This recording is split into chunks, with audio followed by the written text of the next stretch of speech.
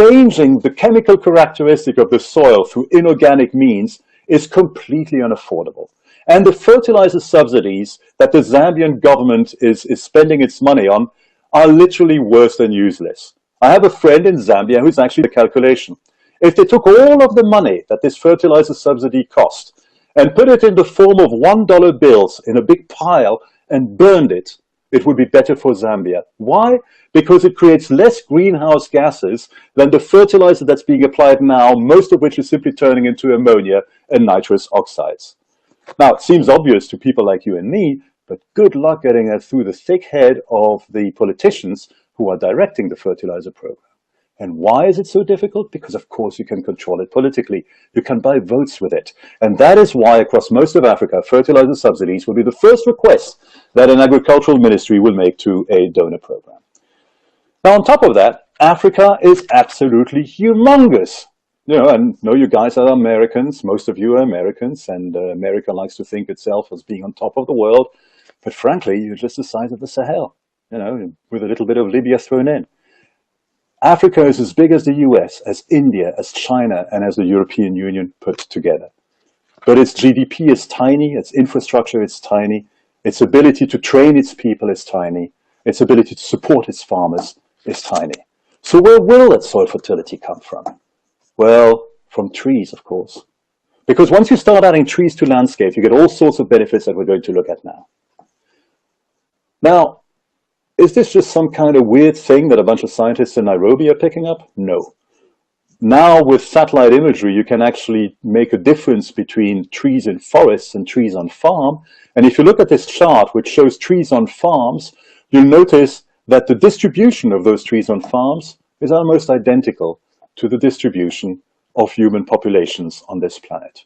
The reason for that is that trees work. Trees provide a service to farmers. Trees provide food to people. Trees allow human populations to multiply.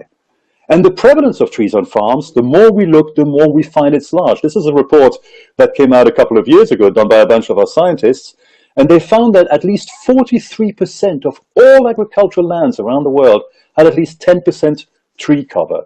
And this was increasing. This had increased, not by much, but it had increased over the last 10 years. And the reason for that is that trees provide a useful service. For example, here, this is again an example from Zambia. And this is an example from a commercial company called Comaco.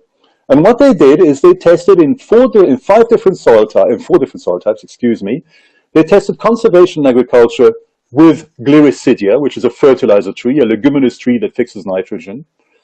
That's in blue. Conservation agriculture with fertilizer only, from these famous fertilizer input subsidy programs.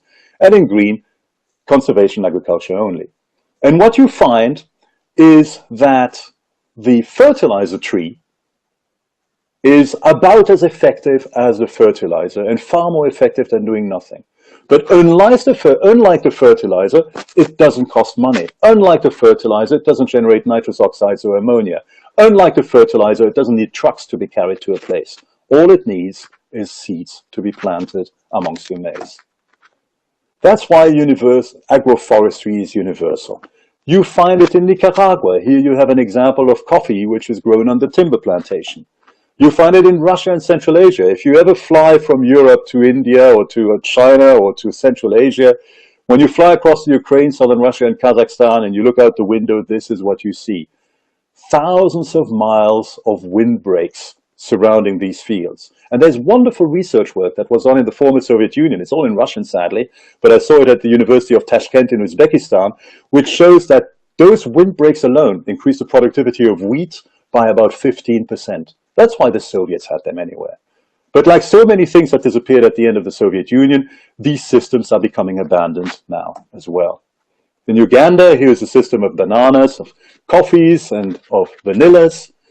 In the Arctic taiga here in Europe, it's the biggest European agroforestry system, a silvopastoral system with reindeer and pine trees. In Brazil, you have oil palm agroforestry systems, far more productive than standard oil palm systems.